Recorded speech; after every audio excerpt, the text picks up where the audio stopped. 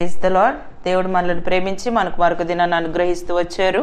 అందుని బట్టి దేవునికి స్తోత్రం. ఉదయకాలము దేవుని వాగ్దానం ఆదికాండము 46వ అధ్యాయము 3వ వచనం, భయపడుకుము, నిన్ను గొప్ప జనముగా చేసేదను. సో దేవుడు మనల్ని ప్రేమించి దినమంతటి కొరకై ఈ శ్రేష్టమైన ప్రశస్తమైన వాగ్దానాన్ని మనకు అనుగ్రహిస్తూ వచ్చారు. భయపడుకుము, నిన్ను గొప్ప జనముగా చేసేదను. సో ఈ మాటలు దేవుడు యాకోబుతో సెలవిచ్చినటువంటి మాటలు అన్నమాట. అంటే యాకోబు జీవితంలో దేవుడు తను దర్శించిన విధానము, ఆయన నేనే దేవుడను, నీ తండ్రి దేవుడను, ఐగుప్తునకు వెళ్ళుటకు భయపడుకుము, అక్కడ నిన్ను గొప్ప జనముగా చేసేదను. సో ఇంకా యోసేపు తను బ్రతికి ఉండి ఐగుప్తు దేశం అంతటిని పరిపాలన చేస్తున్నాడు అని విన్నప్పుడు యాకోబు నిశ్చేష్టుడు ఆయనని మనం దేవుని యొక్క వాక్యంలో చదువుతాము.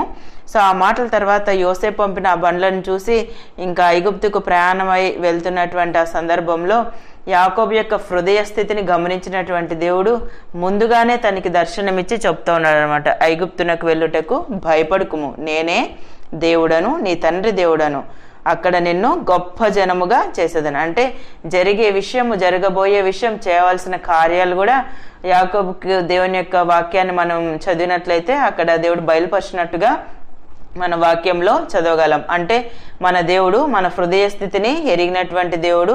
మనము చేయవలసిన కార్యాలు, చేయబోయే కార్యాలు ప్రతిదీ కూడా, అంటే మనము దేవుని యొక్క వాక్యంలో చదివినట్లయితే అబ్రహాముతో చేసినటువంటి నిబంధన సో దేవుడు ఆ విధంగా నెరవేరుస్తూ వచ్చాడు అన్నమాట.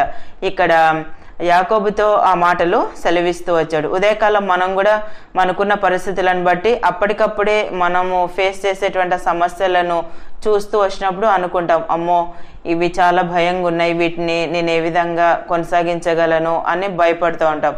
యాకోబు అదే భయపడుతూ వచ్చాడు ఐగుప్తునకు వెళ్ళుటకు.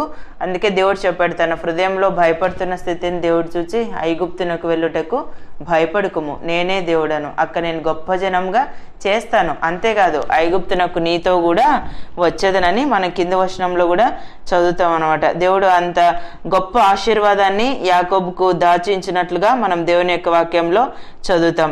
మన దేవుడు మనల్ని ఆశీర్వదించే దేవుడు. మామూలు ఆశీర్వాదం కాదు, అది గొప్ప జనముగా చేసి ఆశీర్వదించేటువంటి దేవుడు అనమాట. ఆదికాండం 12వ అధ్యాయం 2వ వచనం చదివితే, నిన్ను గొప్ప జనముగా చేసి నిన్ను ఆశీర్వదించి నీ నామమును గొప్ప చేదును, నీవు ఆశీర్వాదముగా నొందువు. ఈ వాగ్దానము అబ్రహాంతో దేవుడు చేస్తూ వచ్చాడు అనమాట. దేవుడు ఏ వాగ్దానం అయితే చేస్తూ వచ్చాడో ఆ వాగ్దాన ప్రకారము అబ్రహాం యొక్క జీవితంలో ఆ యొక్క వాగ్దాన ఫలం పొందినట్లుగా మనం చదవగలం. దేవుడు ఏదైతే చెప్తూ వచ్చాడో, నీవు లేచి అక్కడి నుంచి బయలుదేరమని మనం మొదటి వచనంలో చదువుతామో అదే రీతిగా దేవుడు చెప్పినట్లుగా అబ్రహాం చేయగలుగుతూ వచ్చాడు. సో అబ్రహామును దేవుడు ఆ విధంగా ఆశీర్వదించాడు. ఇక్కడ కూడా యాకోబు జీవితంలో కూడా దేవుడు ఏ మాట అయితే సెలవిస్తూ వచ్చాడో ఆ ప్రకారం వెళ్ళాడు.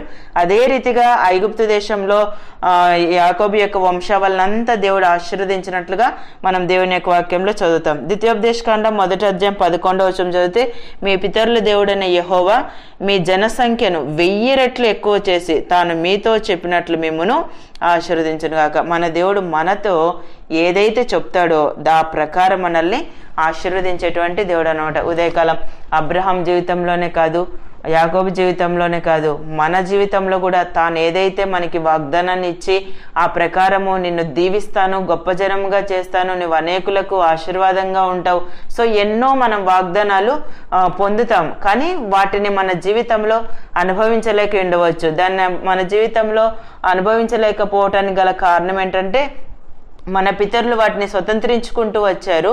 ఆ వాగ్దాన ఫలాలు వాళ్ళు చూడగలుగుతూ వచ్చారు. కారణం వాళ్ళు దేవునికి భయపడుతూ వచ్చారు. సో దేవునికి మనం ఎప్పుడైతే భయపడతామో, దేవుడు చెప్పినట్లుగా మనం ఎప్పుడైతే చేస్తామో, దేవుడు ఖచ్చితంగా మనమున్న స్థలంలోనే మనల్ని ఆశీర్వాదకరంగా అయినా చేయగలరు. సో యాకోబుతో దేవుడు సెలవిచ్చాడు, ఐగుప్తునకు నీతో కూడా వస్తాను, నేను గొప్ప జనంగా చేస్తాను, నువ్వు వెళ్ళుటకు భయపడొద్దు అని. ఉదయకాలం మనకు కూడా వాగ్దానం చేస్తున్నాడు ఆయన, గొప్ప జనముగా చేస్తానని. సో నీ పరిస్థితులు ఏవైనా సరే, ఉదయకాలం నువ్వు పేదరికంతో ఉన్నావేమో, నిరుద్యోగంతో ఉన్నావేమో, అయితే ఇష్టం లేని ప్లేస్కి నువ్వు ట్రాన్స్ఫర్ అవుతున్నావేమో, కానీ రకరకాల పరిస్థితులు నీ జీవితంలో నువ్వు ఎదుర్కొంటున్నావేమో, అయ్యో అక్కడికి వెళ్తే పరిస్థితి ఏంటి, ఎలా చేయాలని ఆలోచిస్తున్నావేమో, దేవుడు ఆ యాకోబుకు సెలవిచ్చినటువంటి దేవుడు మనతో కూడా స్పష్టంగా ఆయన మాట్లాడతాడు. మన పితరులు ఏ దేవుని అయితే సేవిస్తూ వచ్చారో అదే దేవుని మనం సేవిస్తున్నాం, అదే దేవుని మనం కలిగి ఉన్నాం. సో మనం కూడా దేవుని యొక్క వాగ్దానాలు మన స్వంతం చేసుకుంటే దేవుడు ఖచ్చితంగా వాగ్దాన ఫలాలు అనుభవించేలాగా చేస్తాడు. ఉదయకాలం దేవుడు గొప్ప జనముగా చేసేదని సెలవిచ్చాడు. సో భయపడుతున్నావేమో నువ్వు పరిస్థితులను బట్టి, భయపడవద్దు, దేవుడు నేను గొప్ప జనముగా చేస్తాడు. యాకోబును చేసినటువంటి దేవుడు మనల్ని కూడా తప్పకుండా ఆ విధంగా చేసి వాగ్దానాన్ని మన జీవితంలో కూడా నెరవేర్చేవారుగా ఉంటారు. ఉదయకాలం దేవుడు అనుగ్రహించిన ప్రశస్తమైన వాగ్దానం మన జీవితానికి మనం అన్వయించుకొని ముందు కొనసాగినట్లు ప్రభు మనందరికీ సహాయం చేయను గాక. ప్రార్థన చేసుకుందాం. ప్రేమైన తండ్రి, మీకు వందనాలు యేసయ్యా. మమ్మల్ని ప్రేమించి మాకు అనుగ్రహించిన శ్రేష్టమైన వాగ్దానాన్ని బట్టి స్తుతిస్తున్నాను ప్రభా. భయపడుకుము, నిన్ను గొప్ప జనముగా చేసేదని సెలవిచ్చారు. ఉదయకాలం నిత్య జీవపు మాటలు వింటున్న మీ ప్రజలందరినీ కూడా జ్ఞాపకం చేసుకునండి. వారికి ఉన్న ప్రతి పరిస్థితిని మీరు ఎరుగుదురు. పరిస్థితులన్నింటిలో కూడా చాలంత సహాయాన్ని మీరు అనుగ్రహించి మీ వాగ్దాన ఫలాన్ని వారి జీవితంలో చూడనట్లుగా మీరు అన్ని విధాలా సహాయపడుతూ రావాల్సిందిగా కోరుతూ యేసు ప్రభు నామమున ప్రార్థిస్తున్నాను తండ్రి. ఆమెన్.